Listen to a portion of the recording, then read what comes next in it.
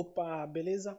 Bom, nessa aula aqui agora a gente vai fazer o seguinte. A gente vai trabalhar com a parte de workflow, né? A parte de CI/CD aí. Vamos criar a nossa pipeline. Aí, eu vou só falar a questão da pipeline, porque é o seguinte. Porque é importante. Essa parte de pipeline é muito importante a gente ter esse conhecimento aí, esse skill.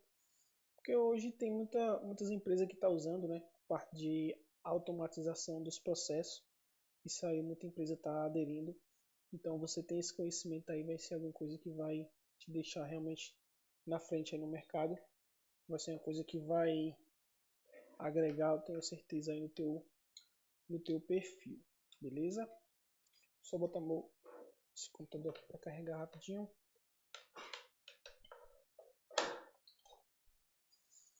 Pronto. Aí é o seguinte, a gente vai voltar aqui no nosso código. Aí eu vou mostrar para você como é que vai funcionar. Eu vou colocar ela no microserviço de compras, porque o de compras foi onde a gente fez a parte dos testes aqui, ó, né, os testes integrados, teste unitário. Então tá tudo aqui no nosso MS Compra. Aí como que vai funcionar? Por exemplo, teve um commit aqui no nosso microserviço, ó, mas antes eu vou só te explicar o seguinte. Aqui no curso, dessa maneira que eu fiz, não é a maneira que quando você estiver na sua empresa aí, quando você estiver no ambiente profissional, você vai ver, porque aqui é mais um ambiente didático, né, onde a gente está aprendendo. Onde eu criei esse repositório aqui, né, o curso Spring Boot. Aí dentro, como se fosse uma pasta, né, eu tenho alguns outros diretórios, onde eu tenho 3 microserviços aqui dentro. Só que o correto o padrão aí que você vai encontrar nas empresas, cada microserviço desse aqui, ó, vai ser um repositório. Então, cada um vai ter uma própria pipeline. Aí eu vou fazer para dar certo com esse aqui, mas o correto é ter cada repositório, cada microserviço aqui em um repositório separado, até mesmo para a gente conseguir fazer a parte de teste unitário, a parte dos testes integrados, né? A parte também de pipeline, para a gente compilar o projeto. Ó, quero subir o projeto de compra, né? Então, só para você realmente entender aí.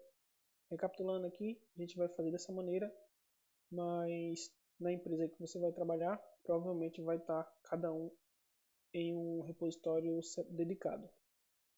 Então aqui, seguinte, no nosso microserviço de compra, aqui no nosso Dockerfile, eu vou comentar essa parte aqui para a gente testar. Aí eu vou rodar aqui, ó, terminal, docker compose app build backend. Docker compose app build. Ah, já sei. Pronto. Aí ele não foi porque aqui tá faltando o nosso já. Só que eu vou voltar aqui já já. Vou fazer o seguinte. Vou só voltar aqui esse arquivo. Beleza. Primeiro, como que funciona? Aqui no GitHub tem essa partezinha aqui aqui, né, nessa aba de Actions. Então clica aqui em Actions e aqui vai ter as Actions que a gente pode estar integrando aí com o GitHub. O nosso projeto é Java e a gente usa para o build o Maven. Então eu pesquiso aqui, ó, Maven. E aqui embaixo ele tem, ó, parte de build e teste. Aí eu vou usar esse cara aqui. Quando eu clico em, ó, deixa eu só voltar aqui. Se eu clicar aqui em configurar, ele já monta para mim um scaffoldzinho, né? Então eu vou só remover essa parte aqui, ó. E aqui eu vou colocar, ó, só pipeline. É isso mesmo? Certo? Certo. Aí aqui a gente tem nossa pipeline. Aí aqui a gente, ó, vê. O que acontece aqui?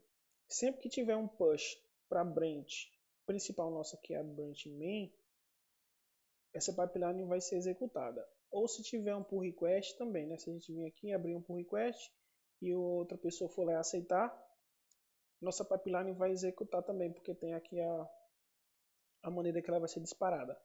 Aqui a gente tem os jobs. Eu vou colocar aqui, ó. Vai ser os testes. Aí a gente tem a imagem, né, que vai executar aqui esse job, que é o Ubuntu.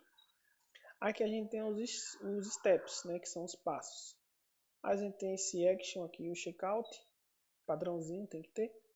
Aí aqui embaixo a gente tem a primeira coisa que vai executar, que vai ser o download do JDK versão 11. Como no nosso projeto a gente está usando Java 11, então aqui tem que ser Java 11 também. Aí aqui ele está dizendo qual é a imagem que ele vai usar, que é essa aqui. Aí além disso, dessa imagem, tem algumas configurações que a gente coloca. A versão, que é o 11, e a distribuição, que no caso é o ADOPT. Aí tem essa parte de cache. Essa parte de cache é importante, porque na nossa máquina, quando a gente baixa aqui, ó, quando a gente baixa as dependências do Maven, se você lembra, ele fica numa pasta chamada .m2. Aí nessa pasta .m2 fica o repositório, fica as bibliotecas, né? Essas bibliotecas aqui, ó. Fica todas essas bibliotecas lá dentro. Isso significa que toda vez que eu der um clean aqui, um pack, ele não vai ficar fazendo esse download toda vez, para não ficar comendo aí da internet, tomando aí, e não... Isso é mais rápido também, né? Então a gente tem o cache na nossa máquina local no .m2. Aí aqui funciona da mesma maneira.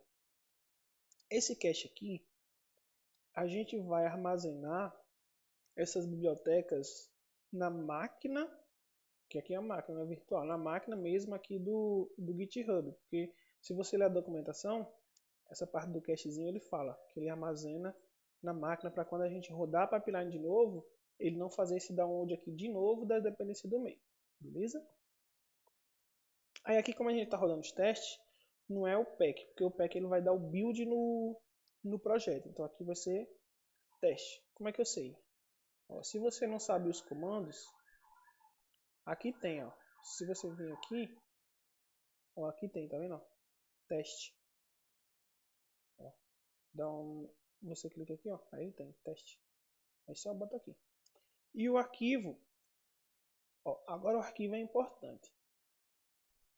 O que que acontece? Vou só voltar aqui, ó. O nosso projeto, ele tem uma pasta, 3 pastas na verdade, né? Compra, validador e o worker de compras. Aí se eu vier dentro de compra, eu tenho aqui o arquivo .xml. Então o que eu vou fazer é, aqui eu vou colocar ponto barra compra barra .xml. Ou seja, ele vai sair desse diretório, né? Ele vai vir para a raiz. Aí na raiz ele vai entrar dentro do diretório compra, que é esse cara aqui. E aí ele vai rodar o .xml, que é esse arquivo aqui. Aí dessa maneira que vai funcionar, porque lembra que eu falei que no ambiente corporativo a gente não vai ter um repositório com várias pastas dentro. A gente vai ter um repositório dedicado para cada projeto. Aí sim seria só isso daqui, ó. Seria só .xml, porque eu já ia estar na raiz do projeto. E o .xml, ó, ele fica na raiz do projeto. Beleza? Só para você entender por que foi que eu coloquei essa parte aqui. Diferente. mvn-b de build, né? Teste. É isso aí. Vamos dar o commit aqui. Pipeline. E aqui eu vou colocar a mesma coisa. Pipeline. Aí por padrão ele já vai e executa a primeira vez. Aí a gente vai ver o que, é que vai acontecer. Olha, tá aqui o nomezinho que a gente colocou, testes. Ó, aí tem o setup, o job, a imagem, que é o checkout, né? A imagem do Java 11, que já baixou, e agora ele está buildando o Maven. Aí vamos ver o que, é que vai acontecer. Opa, deixa eu ver se está sem áudio aqui ainda, tá. Beleza. Ó, já configurou aqui, Java 11. Distribuição, beleza. Agora é só esperar o build aí do Maven. Aqui depende um pouco da internet. A internet hoje aqui está um pouco ruim, mas provavelmente para vocês seja um pouco mais rápido do que o meu aqui. Beleza? Ó, aqui já deu problema já. Aí aqui vamos ver o que foi que deu. Ó, deu problema justamente em um teste unitário. No teste do... Cadê?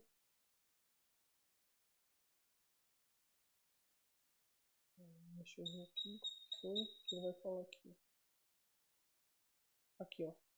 Pedido de controle de teste deve cadastrar um pedido com sucesso. Beleza, eu vou voltar aqui e eu vou executar esse teste. Para a gente tentar ver o que foi que aconteceu. Aqui, ó. Deve cadastrar um pedido com sucesso.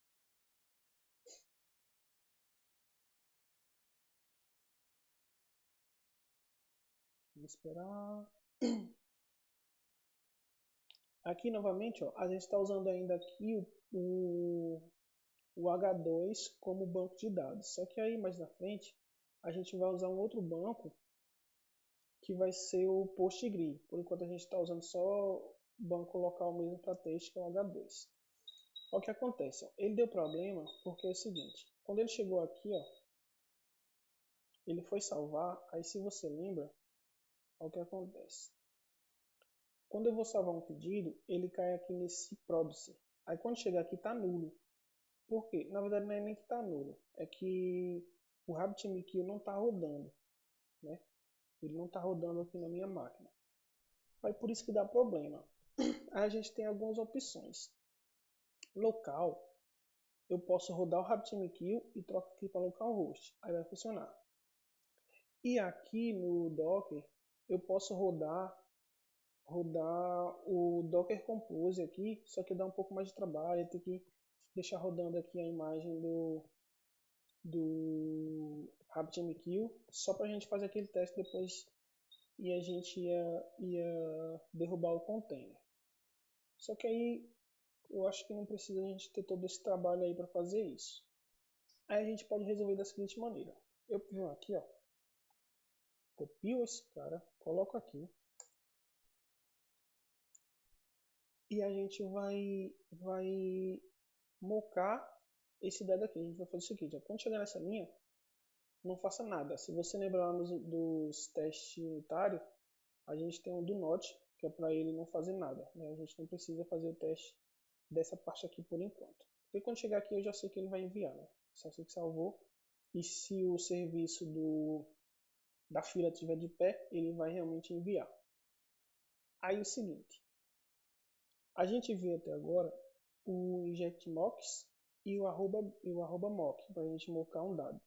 Só que aqui como a gente está meio que simulando cenários reais, né, porque a gente está usando um banco aqui fictício, que é o H2, para testar em memória, a gente precisa mocar de uma maneira diferente. E aí onde entra outra anotação, que é o arroba mockbin, tá? Quando você estiver usando aqui os testes aqui assim, ó. Por exemplo, eu estou usando a annotation aqui do... Deixa eu ver aqui.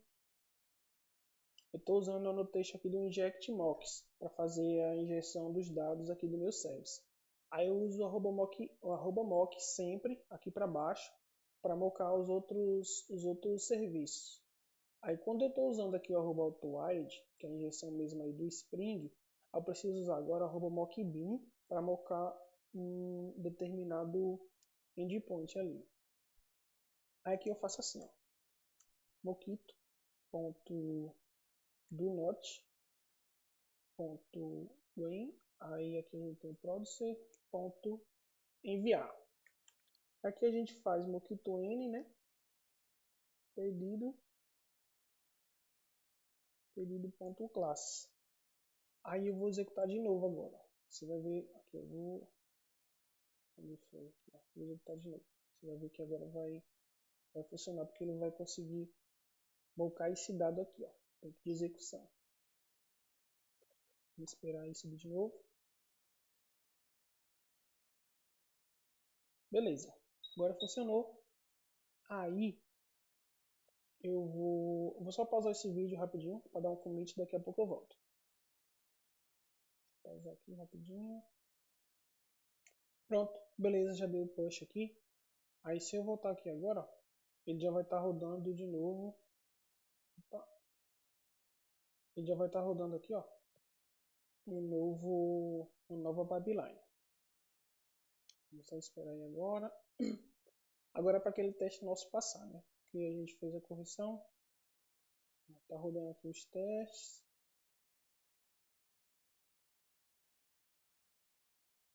Ó, agora já passou, tá vendo? Já deu post, setup, já deu K11. Aí, show. Agora nosso teste passou certinho. Aí eu vou só fazer assim, ó.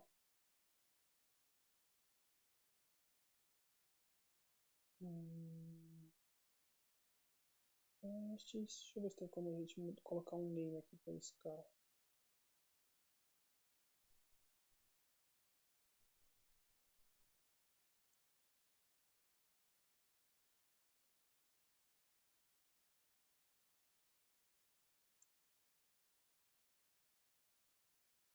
Aqui dá 2 espaços.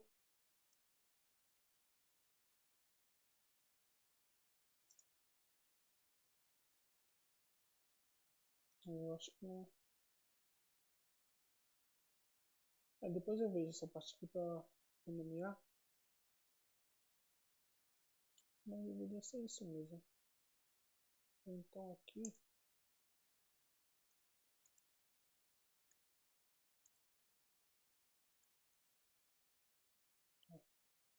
Depois eu vejo essa parte para nomear. Mas, beleza. Aqui. Tá. Então é isso. A gente começou a fazer aí a nossa parte dos testes. Aí é o seguinte, a gente fez o build do teste, aí na próxima aula, o build não, né? A gente rodou aqui o teste unitário e na próxima aula a gente vai fazer o build da aplicação. Que o que é o build? O build vai ser, a gente vai pegar, vai rodar o teste unitário do MS Compra e a gente vai gerar o pack dele também, né? Que a gente vai fazer o seguinte, lá no Git Actions. A gente vou fazer aqui manual, mas esse vai ser a parte automática que vai fazer lá no Git Actions. Esperar aqui, vai rodar os testes.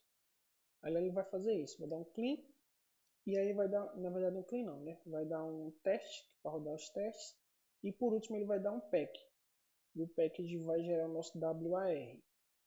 E o WAR depois a gente vai mandar lá para a AWS. Beleza? Então, agora vai ficar um pouco mais interessante o nosso projeto.